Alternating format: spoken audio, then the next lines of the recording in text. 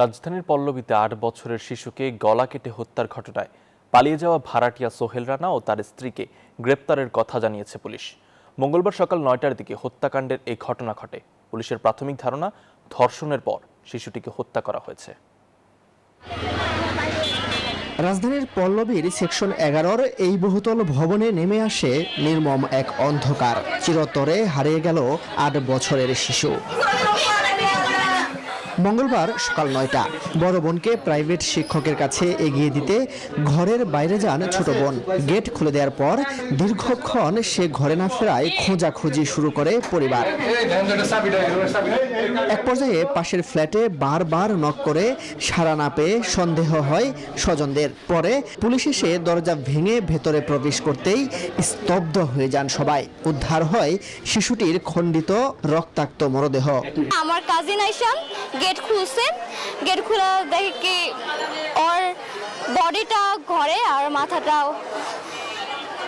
ওয়াশরুমে। এরকম একটা ছোট্ট বাচ্চা এরকম একটা অঘটন ঘটছে, সঠিক বিচার করেন, এইটাই আমরা চাই। আমাদের সন্তান তো আমরা পাবো না, বিচারটা চাই, ফাঁসি চাই। পুলিশের প্রাথমিক তদন্ত বলছে, পাশবিক নির্যাতনের পর গলা কেটে হত্যা করা হয়েছে শিশুটিকে। ঘটনার পরপরই ওই ফ্ল্যাটের ভাড়াটিয়া সোহেল রানা জানালার গ্রিল কেটে পালিয়ে যায়। পরে নারায়ণগঞ্জের ফতুল্লা থেকে গ্রেফতার করা হয় তাকে। এর আগেই আটক করা হয় তার স্ত্রীকে। ৮ বছরের একটা মেয়ে, তো স্বাভাবিকভাবে কেন তাকে হত্যা করলো, তো এই কোশ্চেনগুলো আছে, আমরা সবগুলো আসলে সলভ করতে হবে। আমাদের এইগুলো যাচাই করবো। আর যে বিষয়টা পোস্টমর্টম করার আগে অবশ্যই আমরা লিখবো যে এটা যেন মেডিকেল এক্সামিনেশন করা হয়। তার বন্ধুর মাধ্যমে সে কিছু টাকা নিয়ে আসছে, ওই দোকান থেকে টাকাটা তুলবে।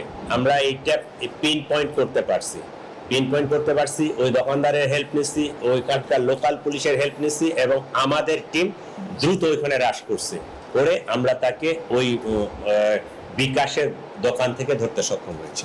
অপরাধীর দৃষ্টান্তমূলক এবং দ্রুত বিচার চেয়েছেন শোকার্ত বাবা মা। আমার মেয়েও ফিরে আসবে না,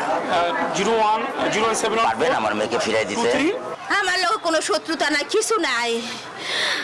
আমি স্থানীয়দের দাবি, অপরাধীদের দৃষ্টান্তমূলক শাস্তি দেয়া হোক, যেন আর কেউ এমন অপরাধ ঘটানোর চিন্তা না করে। মাসুদ সুমন, নিউজ 24, ঢাকা।